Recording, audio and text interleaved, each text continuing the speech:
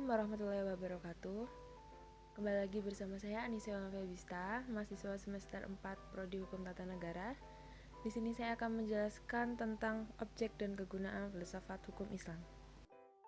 Hukum Islam mengacu pada pandangan hukum yang bersifat teologis. Artinya, hukum Islam itu diciptakan karena ia mempunyai tujuan. Tujuan dari adanya hukum Islam adalah terciptanya kedamaian di dunia dan kebahagiaan di akhirat.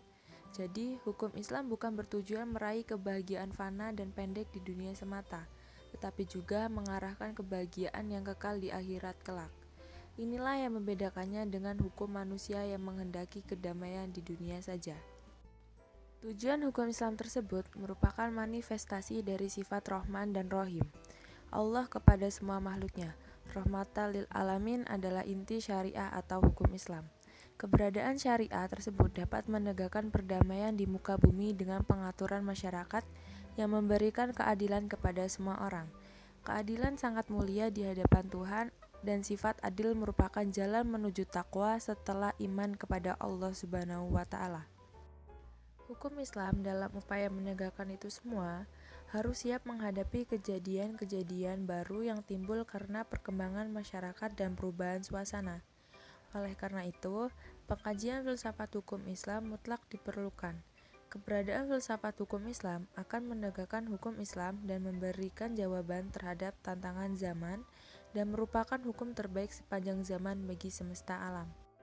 Sebagaimana dikemukakan sebelumnya, setidaknya ada 5 sistem hukum yang hidup dan berkembang di dunia, yaitu yang pertama common law, yang juga dikenal dengan Anglo-Saxon, yang kedua civil law, atau biasa disebut Eropa kontinental, yang ketiga custom law, yang keempat Islamic law, dan yang kelima sistem hukum sosialis komunis. Manfaat studi filsafat hukum Islam yang pertama, menjelaskan kajian filsafat hukum Islam akan memberikan pengetahuan hukum Islam secara utuh kepada ahli hukum Islam. Yang kedua, filsafat hukum Islam diperlukan untuk pengajian secara mendalam terhadap hukum Islam. Yang ketiga, untuk mewujudkan hukum yang berkeadilan yang senantiasa sesuai dengan kondisi zaman. Yang keempat, pengkajian filsafat hukum Islam memungkinkan pemahaman Islam secara menyeluruh dengan ilmu-ilmu agama lainnya. Para ahli usul fikih, sebagaimana ahli filsafat hukum Islam, membagi filsafat hukum Islam menjadi 2 rumusan, yaitu filsafat tasyri' dan filsafat syariah. Filsafat tasyri', filsafat yang memancarkan ahli filsafat hukum Islam, menguatkannya dan memeliharanya. Filsafat ini bertugas membicarakan hakikat dan tujuan penerapan hukum Islam. Filsafat tasyri' terbagi kepada 1. Da'am al-ahkam, dasar hukum Islam. 2. Ma'adi al-ahkam, prinsip-prinsip hukum Islam. 3. Usul al-ahkam, pokok-pokok hukum Islam, atau masodir al-ahkam, sumber-sumber hukum Islam. Yang pertama, maqasid al-ahkam, tujuan-tujuan hukum Islam. Yang kedua, qawaid al-ahkam, kaidah-kaidah hukum Islam. Filsafat syariah, filsafat yang diungkapkan dari materi-materi hukum Islam seperti ibadah, muamalah, jinayah, dan ukubah, dan sebagainya. Filsafat ini bertugas membicarakan hakikat dan rahasia hukum Islam.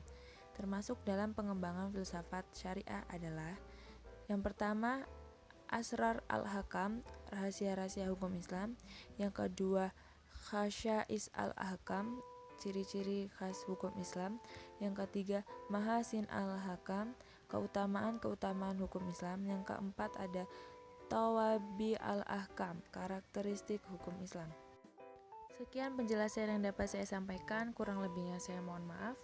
Saya akhiri, wassalamualaikum warahmatullahi wabarakatuh. Terima kasih.